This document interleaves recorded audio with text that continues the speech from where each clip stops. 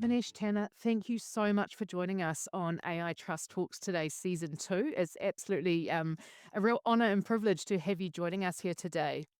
Thanks, Emma. No, the privilege is all mine. Thank you for inviting me.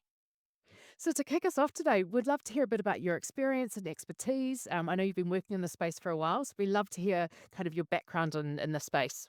Sure. Yep. So I'm a lawyer by background. I'm actually a litigator based in London. I have the privilege of leading the AI group at a law firm called Simmons and Simmons.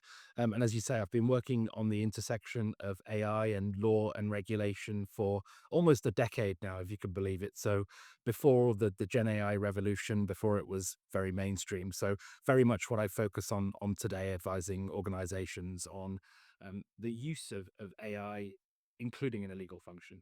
Very good. And you are one of the real experts in the EU AI Act. And anytime anyone asks me about the EU AI Act, I say just follow Manish. He's the one that knows it. So what's the most misunderstood aspect of the AI regulation right now, and why does it matter? It's a good question, and I think there are perhaps a few aspects that are misunderstood, but let me try and focus on the one that I think is particularly relevant. And it's worth just giving a little bit of background. So, a lot of AI regulations, including the EU AI Act that are coming through, are focused on how AI is used. They don't necessarily target the actual technology, they target its use. And so, you have a regime called the high risk regime under the EU AI Act. And you have equivalent counterparts in other regulations. You've got high impact in the Korean AI law, consequential decision making in the Colorado law. Now, when you have these regimes that are targeted at use, it assumes that you can identify the use. So, for example, under the EU AI Act, using an AI system for HR and employment purposes is high risk. So, where you have an AI system that's intended to be used in HR and employment, that's relatively straightforward. That's a high risk use.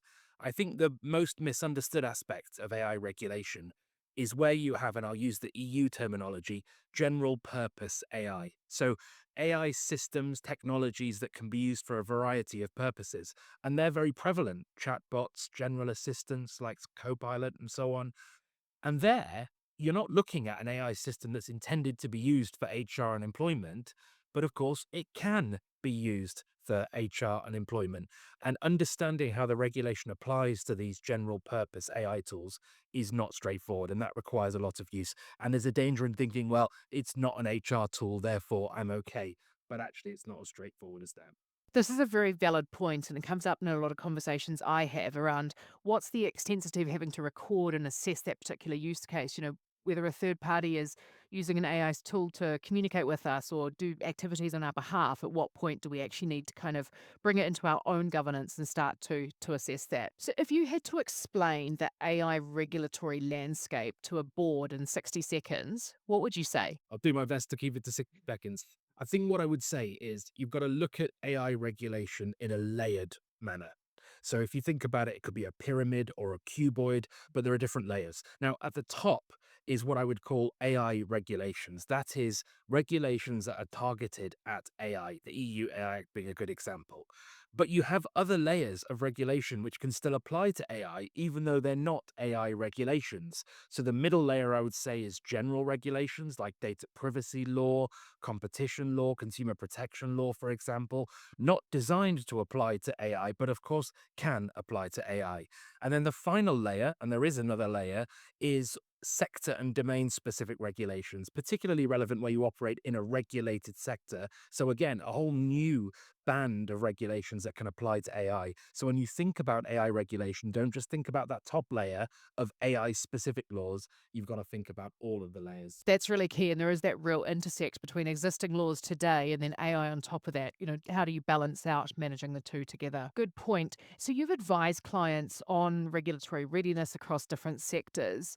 What does operationalizing AI compliance actually look like beyond the policy PDFs we quite often see in play? I mean, what we always say is there's no one size fits all. And I think operationalizing this might look quite different in a regulated organization like a financial institution versus a non regulated entity, for example, a tech company. But I think we think about some broad areas. The first is try and look at this thematically. because it is overwhelming to deal with AI regulation and all those layers that I just mentioned. So try and think about themes. And that could be themes like transparency, data, IP. And that makes it a bit more manageable to digest and helps to actually operationalize this because you're looking at a particular area that's a bit more tangible that you can understand. And also, you can look across different regulations in terms of that theme. But then actually turning that into tangible output, I often think of three different stages: mapping, scoping, and then controls or compliance. So, mapping is a really vital part, and there needs to be more of that, I think, in organizations. Actually understanding what AI you've got. Do you have an inventory? Have you got an intake process? These need to be operationalized. You actually have to have steps and processes to make sure you understand your AI, you're collecting it somewhere, and then you're able to work out how regulation is going to impact it. So that takes you to scoping, looking at your use case and your tools and saying, right, I've got a good understanding of them now. What is the impact of AI regulations on these use cases and tools? What are my obligations as a result of having these? And then that takes you to the final stage in operationalizing this, which is actually implementing compliance measures. And I think the term controls, which is used regularly by regulated institutions, is going to become more prevalent in the AI world. What controls have you got in place and what do you need in order to make sure that you are complying with AI regulations? And I think if you think about it through the lens of mapping, scoping, and controls, that starts to give you a good roadmap to actually operationalizing this. And what do you think is the biggest gap between what regulators expect and what companies are actually doing or can even operationally do? I think it's that first stage of mapping. I think regulators, and you can understand why they expect this. So when they say, tell me about your AI, a lot of organizations struggle at that first question because they don't have a good enough understanding or visibility across the entire organization. We're thinking about international organizations, complex organizations with very well established three lines and lots of business facing services. It's not easy to get on top of all of the AI, but regulators are going to want to speak to even board members and expect them to be able to say, tell us about your AI. And I think a lot of organizations are probably not quite yet in the place where they can confidently and comprehensively answer that question. And it calls into question concepts like AI literacy, AI fluency, and all of this is really about getting the organization ready for the AI world and understanding that AI is being used in lots of different areas and that the first imperative is getting on top of it so you can answer that first question. I think that's currently probably quite a big gap. Yeah, I would agree, and especially when it's things like third party, fourth party, fifth party, or even shadow AI coming into the mix as to what sort of level or how deep do you have to go in that mapping as well. And how do you help clients move from kind of these abstract principles, and there's a lot of similarities between the principles we see through regulations, and really building that into concrete controls? That is a challenge for all the reasons we've been discussing.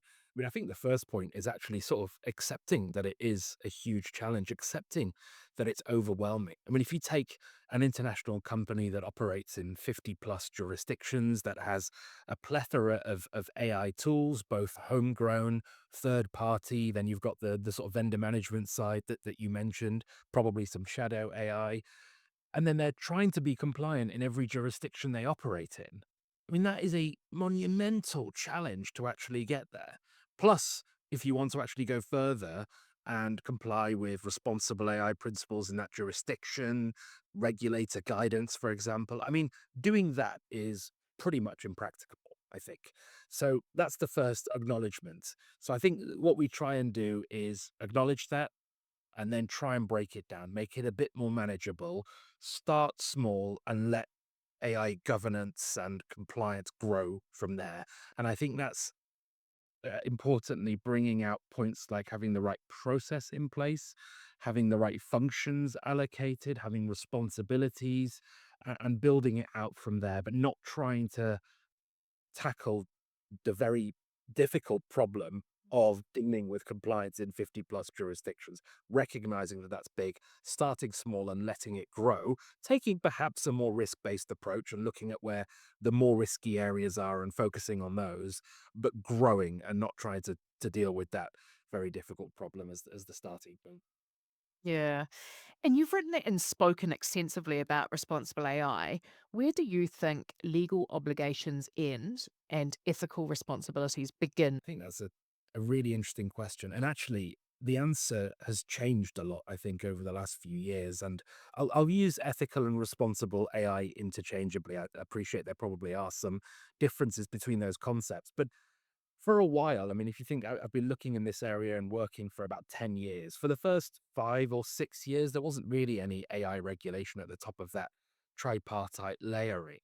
And I used to think that responsible AI was sort of filling the void a bit. It was helping organizations and guiding them on how they should manage AI risk and some of the processes and measures that they could take to manage the risk. And I think that certainly was an important role for responsible AI, and that's where we have, I think, developed lots of common themes around transparency, fairness, human oversight, and so on. But now you have regulation. And I think that void has now been filled to a certain extent, or it will be, with AI regulation. And so you now have a question mark about where ethical and responsible AI fits in. And if you imagine a Venn diagram where you've got responsible AI, that was the only circle in town a few years ago. You've now got an increasingly enlarging circle of regulation in AI. They do overlap because there are inevitably areas of AI regulation which are built on responsible AI principles like transparency, but there are differences. And I think there is still a place for responsible and ethical AI. And I think it comes back to the essence of ethics, which is ultimately asking the question, should we do this? Not we're doing it, we're complying with regulations, but should we be doing it at all? And in what way should we be doing it? Because there is pressure on using AI, of course. International organizations, particularly, want to keep up with their peers. There's a lot of market pressure, there's pressure from the top down. And of course, regulatory compliance is a key point. But I do think now the role for ethical and responsible AI should be to tackle that fundamental core question. Should we be using AI? Should we be using it for the way we're using it? Or is there another way? And do you think there's a risk that ethics just becomes a checkbox or tick box exercise rather than an actual moral compass? Absolutely. And I think there's a risk that it doesn't even become a checkbox, right? Because if you think about that Venn diagram, it would be easy to assume that now that we've got AI regulation, it sort of extinguishes that responsible, ethical AI circle. Now, that's all we need to do. We need to just think about making sure we're compliant with AI regulations and don't even worry about responsible ethical AI. That was a thing of the past. That was guiding us before we had regulation. But I do think not only should it not be a checkbox, but it should be a key question and one of the first questions you answer in your sort of AI journey. Should we be using AI for this at all? And maybe something we'll get into and I think about a lot is the impact of AI on the workforce. And that's part of this guiding question. You know, we want to use AI for this. Have we thought about the cost on humans and the fact that it could impact jobs? And is that cost worth the benefits that we're going to get from AI? And I think that all feeds into the ethical question. It's a really important question that comes well before regulatory compliance because that assumes you've taken the decision to do this. And it should be one of the first questions you ask in the AI journey. Yeah, I agree. And I always talk about what is the organizational purpose and how does AI align to that actual purpose? And that should sort of draw out some of the ethical boundaries as well, or gray areas, in navigating the purpose of both the organization and the AI tool as well. And how would you advise clients to navigate the gray zone between legal compliance and then reputational risk? It's challenging. And of course, because they are linked questions, because if you don't comply with your regulations, there's obviously, apart from various other risks, a reputational risk associated with that. But I do think one needs to separate those questions to a certain extent. And legal compliance may be considered as a sort of subset of reputational risk. Ultimately, all of this comes down to your reputation as an organization. And so you should be thinking about reputational risk separately. And it comes back to that key question again. Should we be using AI? Should we be using it in the way that we want to use it for? And keeping the legal compliance question a bit separate and answering that reputational point to start with. Is it going to be good for our organization? Is it good for society? Should we be using it? And I think if you effectively keep a line between legal compliance and reputational risk, I think you're moving in the right direction. With obviously, whilst recognizing that legal compliance can attract negative reputational risk, and that needs to be a focus for uh, thinking about legal and reg compliance. But I do think taking a step back, asking the questions, the more fundamental questions about use of AI, that's how you navigate the legal compliance and reputational risk point. Yeah, and I think asking a lot of questions or kind of triaging that reputational risk point will help draw out some of the ethical issues that might arise with that particular use case as well. So, we're seeing a rapid AI adoption in law firms, consultancies, and financial services. What do you think is unique about the regulatory challenges in these particular environments? Yeah, firstly, absolutely. We are. And you look at the research, and these are areas which I think are rightly flagged as likely to be heavily impacted by AI. And we're already seeing that, which is, I think, mind blowing in a way because, okay, we've had AI for decades in theory. The last few years, it's all been relatively nascent, but we're already seeing pretty hesitate to say seismic, but we're sort of down the road of seismic changes in these industries. I mean, I could talk about my sort of personal experiences with AI in the law, but I think these industries are unique, different in a few ways. I mean, one point is that they are regulated already, and there are lots of challenges to navigate when you're dealing with AI and AI regulation in an already regulated context. So there's a tricky dovetailing exercise, which we can get into in a bit more detail. The second reason I think it's unique in these industries is these are, and I hope I don't cause offense to anyone, these are quite manual, traditional areas. Well, we're not talking necessarily about the tech sector. So, and maybe I can use law firms as an example, and I'm in that industry, so people won't mind me saying this. It is a very traditional, manual, human-led, document information heavy industry, right? I did a talk at the Old Bailey a few months ago, which is the famous criminal court in London. And I'm sitting there thinking, the only difference between this court today and 100 years ago is just the addition of a few television screens. Otherwise, it looks exactly the same as it did 100 years ago. And that's mind boggling to think that that industry has not moved in that space of time. Now there are good reasons for that. It's part of integrity and trust and having the tradition there, and particularly in England and Wales, that counts for a lot. But we're talking about industries where AI is going to have a massive impact because it reshapes the paradigm. We're not talking about manual processes anymore. AI can do that automatically. You don't need as many humans involved. You don't need to charge based on the amount of human time that's been spent. It's now going to be more output focused. And of course, you don't need humans reviewing vast amounts of information and documents. So we are talking about industries where AI can have a massive impact based on their nature. And then the final one is just these are massive industries, particularly in the Western world. Legal, consultancy, financial services. Dominate a lot of countries' GDPs in the Western world. So there is inevitably going to be a huge impact on workforce, on innovation, lots of competing interests there. And so I think these are, yeah, industries where there's quite a unique challenge when it comes to AI. And what's your take on AI generated legal advice? And we talk a lot about accountability. So, from your perspective, where do you think liability should actually sit?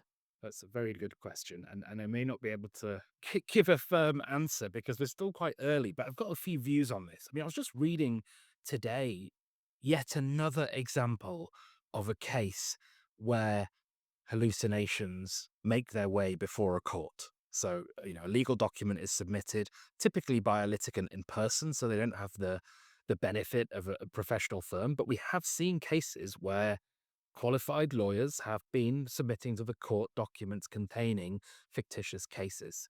And so AI generated legal advice is always going to have that risk. I mean, we're not going to get away from inaccuracy and hallucinations in generative AI systems for a while. So I think we've got to accept that as an inherent risk and one of the costs relative to the power and the benefits that these systems bring.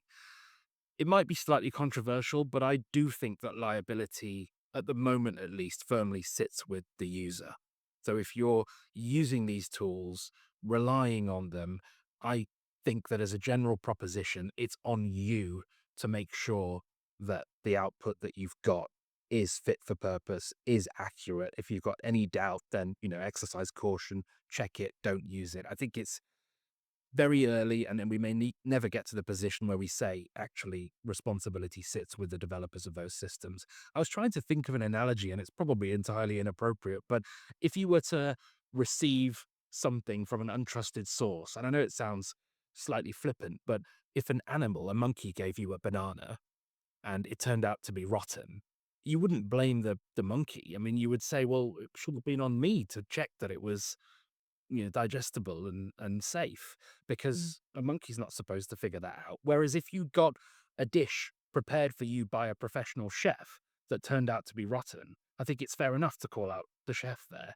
And I think, even though it sounds a bit flimsy, I think that's not a bad analogy for what's happening here. And at the moment, we're still in the former scenario where it's on you to check, because as powerful as it is, we're still in the infancy of AI technology. And I think hallucinations are still going to exist for a while. And just talking about the power of AI, where do you see the most benefits in the legal profession for AI usage? The legal profession, as I say, is very document heavy. There's a lot of human time spent looking at documents. If you take a big litigation, for example, there may be hundreds of thousands, millions of documents that need to be reviewed in order to cut through it all and work out where the relevant evidence is. I think the impact of AI is going to be mostly felt in that area, at least in the short term. And because it can already effectively sift through huge volumes of information and give you insights that are not just as good as humans, but potentially better than humans. And obviously, with doing all of that in a fraction of the time and cost that it costs humans. And I should say that's another unique aspect of the industries we're talking about here, particularly law. They are still very expensive. And so there is the ability of AI to really start to reduce costs here.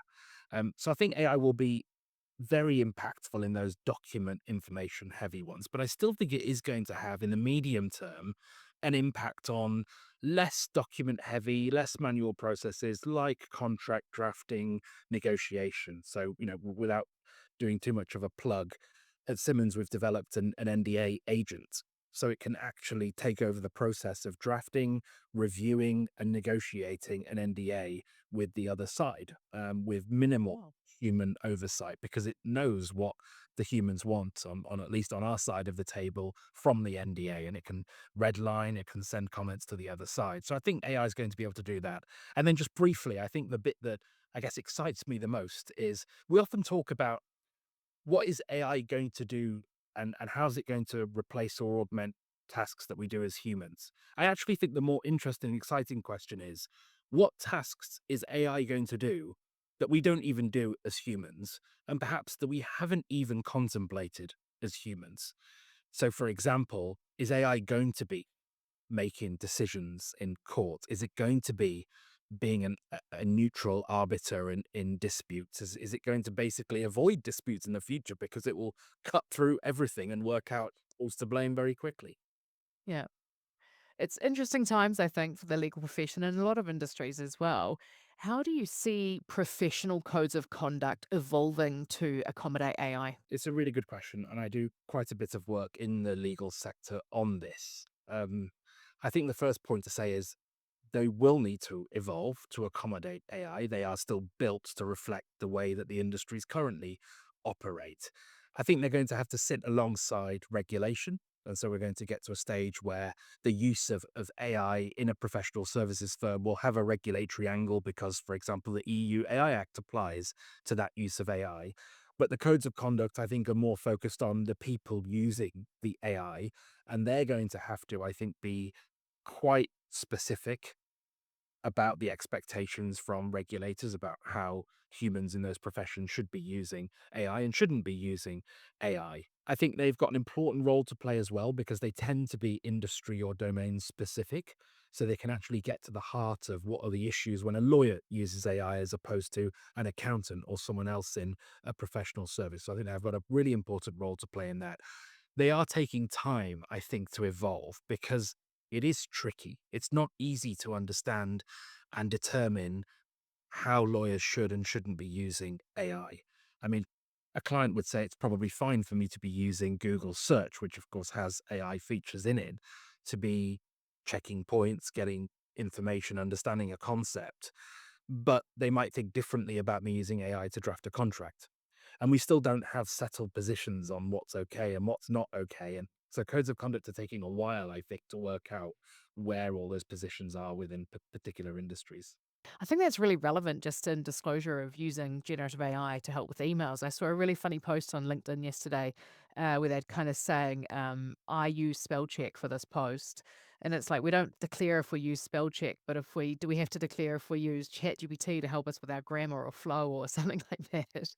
What level of disclosure is actually needed to be there helps with sort of transparency as well.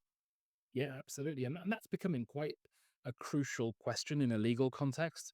I mean, one view is, well, you are responsible for whatever you produce, coming back to that point earlier about where does liability sit for AI generated legal advice. But on the other hand, if you're in a litigation, the other side might want to know if you've relied on AI, even though you're sort of taking responsibility for your evidence and your submission. So the level of transparency, I think, is a really important question. And there is, coming back to, an area that's misunderstood and misconceptions, people are forgetting that AI is everywhere, and it is in search engines. It is in a lot of technology that we're already using. So when you sort of maybe casually say, I need to know anytime you're using AI, actually, that's becoming pretty unrealistic all the demand now. Yeah, it's like I've specifically used ChatGPT versus I've just used Google, which is all AI generated as well. Yeah. Interesting times. So, in the AI judiciary, is it no longer theoretical? What are the trust thresholds we need before AI can actually be used in legal decision making? Yeah, this is something I also think about and talk about a bit. And interestingly, I spoke about this 6 years ago, I think, Wow. to the judiciary in a Middle Eastern jurisdiction. And I don't think much has changed between then and now in terms of what's happening and my views on it. The trust thresholds are and have to be very high, I think, because legal decision making in a judicial context is, it's not profound to say, hugely important. We're talking about deprivation of liberty, potential fines for organizations, huge reputational risk. It's got to be right before you can start using AI in this context. So we've got to be absolutely sure that we trust a piece of AI technology before it's used. I think that then brings you on to different degrees of use. And I think legal decision making in a judicial context is probably still a way off when it comes to AI. And the trust threshold is rightly very high for that, or should be high. But that's not to say that AI can't and isn't being used for lots of other areas within the judiciary to assist judges, for example, or to help in terms of reviewing and analyzing evidence. And that's where it can make a really big difference. And I think it's easy for us to talk about, implications in a commercial context for international organizations. But we've got to remember that AI can have a huge role to play in access to justice. Justice is not in all jurisdictions something that's easy to get. And I actually think AI has a huge role to play in making justice more available for people that can otherwise can't afford it. There's an example in Colombia where um, in their human rights regime, you can submit claims to say that your benefits aren't sufficiently appropriate or they need to be higher. And as you can imagine, so many of those claims are submitted on a daily basis, and it's not easy for human courts and human judges to deal with that volume of cases. And it leads to unfair outcomes because someone might be waiting months, years to get their benefits adjusted to what's appropriate. Well, of course, you can now use AI to do that, or at least triage or do an initial review, prioritize the ones for the judges to review immediately. And that, of course, has huge benefits for access to justice and generally societal fairness. So I do think AI has a big role to play in the judiciary. Decision making, we're still a way off for that. And that makes me a little bit nervous.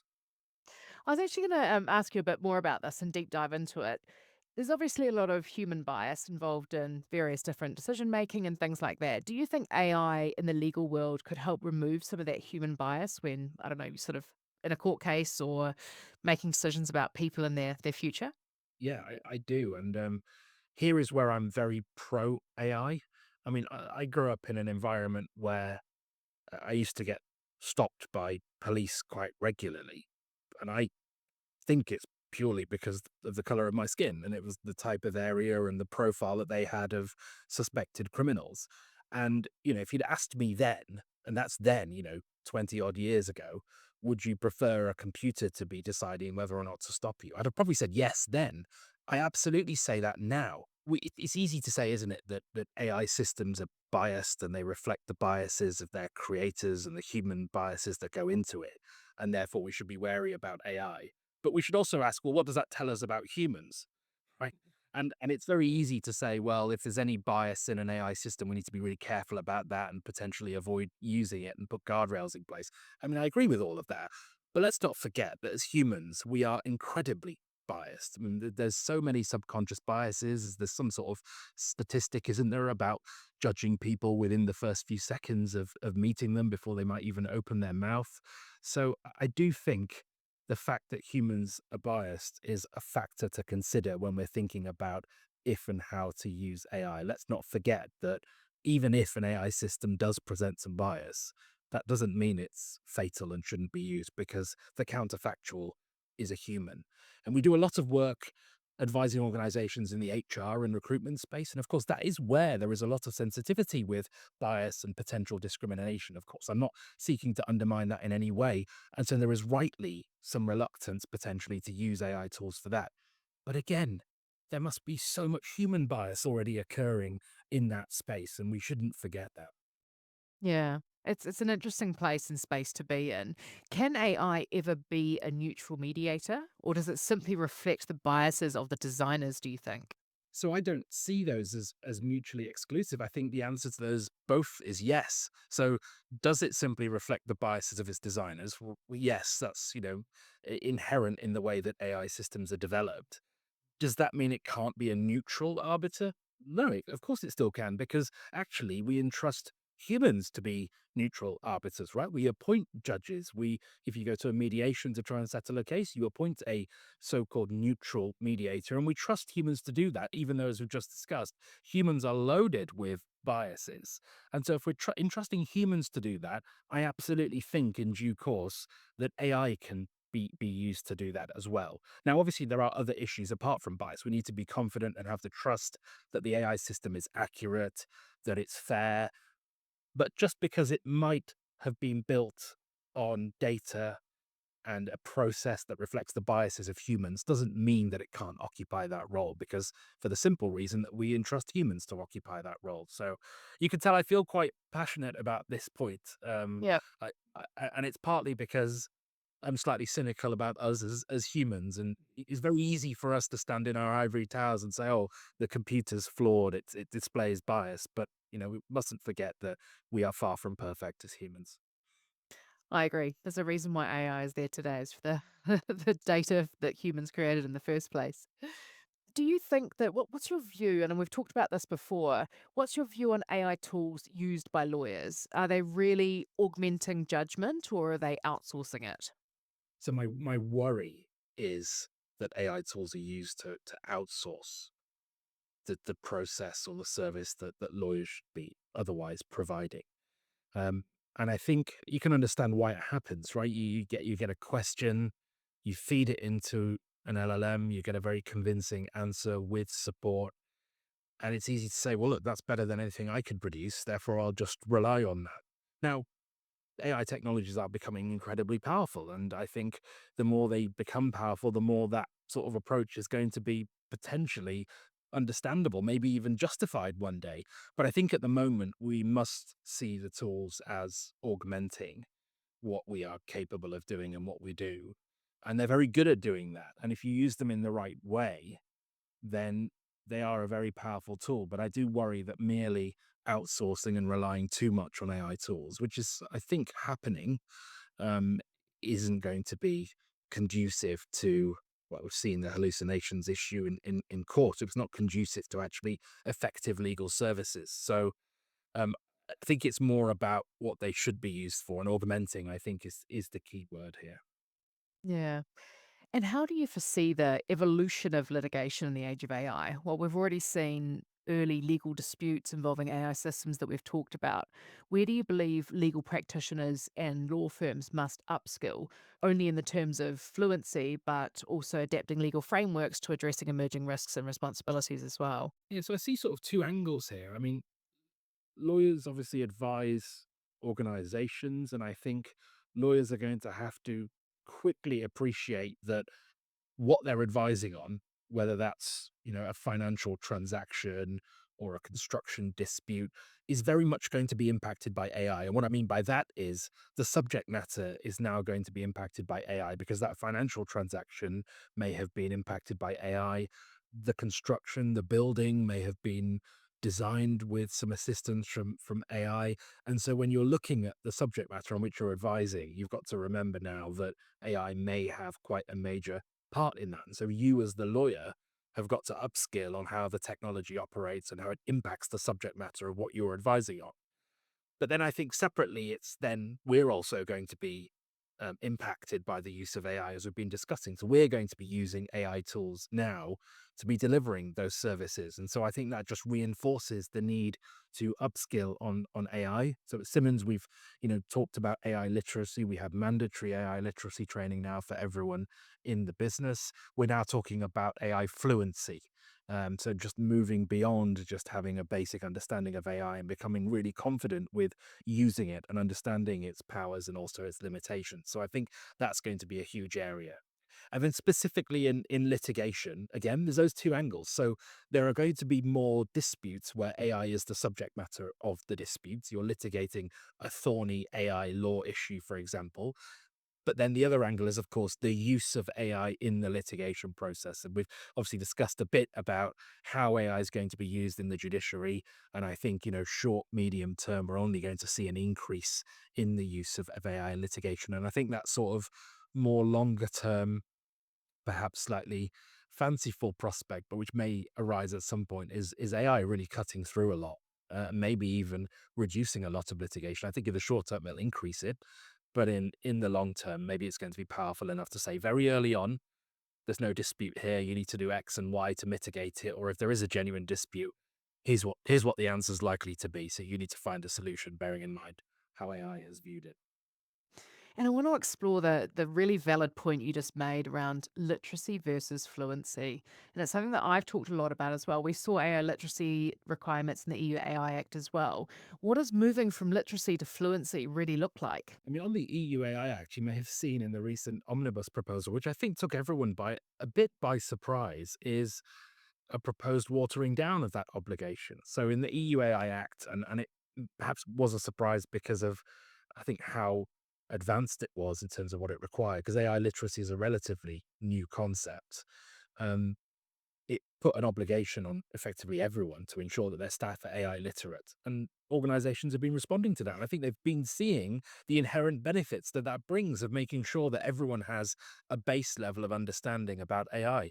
So it was a slight surprise to see in the proposal a couple of weeks ago that the European Commissioner said we no longer want that to be an obligation on organizations.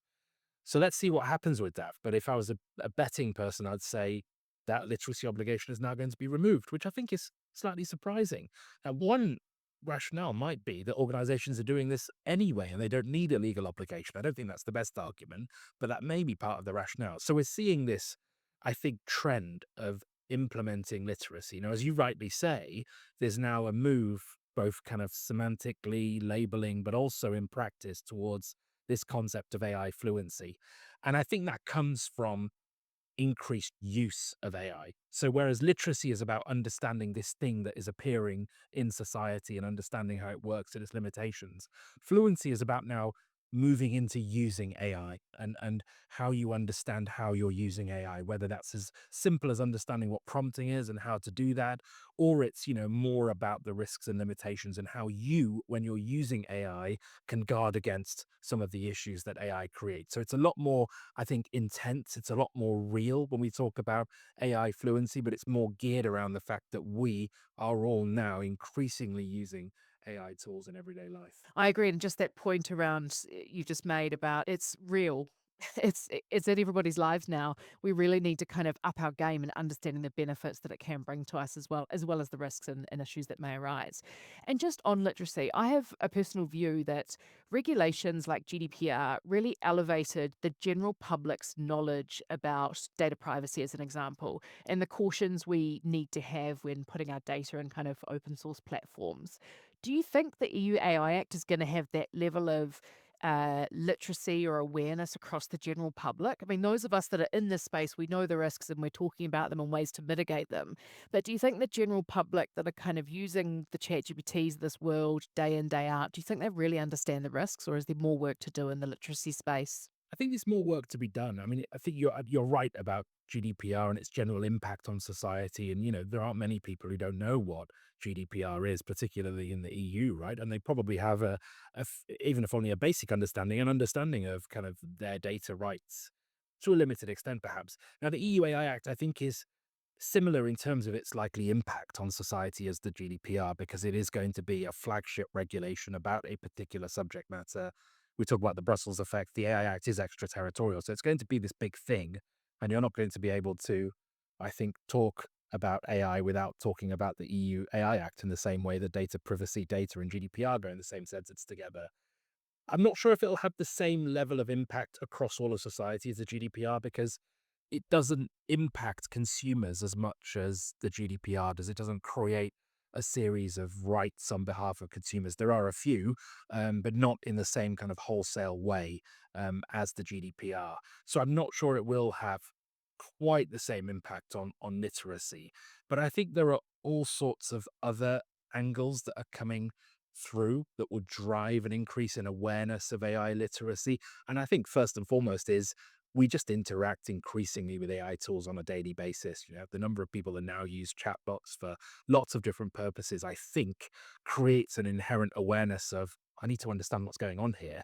And of course, we do hear the odd story about where things have gone disastrously wrong. And I think that also just raises awareness of, hold on, I do need to understand what's happening here, particularly if I'm starting to use it for things that are going to impact my professional, personal life.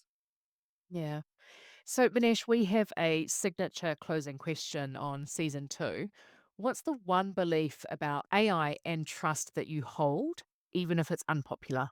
This might be a little bit unpopular, but I'm going to sort of double down on what I said earlier, which is we as humans, we do have a tendency when we look at machines to expect perfection before we trust them and trust them enough to deploy them. So, you hear of and you hear disproportionately about, for example, an autonomous vehicle having an accident. You don't hear enough about the fact that actually, statistically speaking, that automated vehicle is far safer than a human driven vehicle.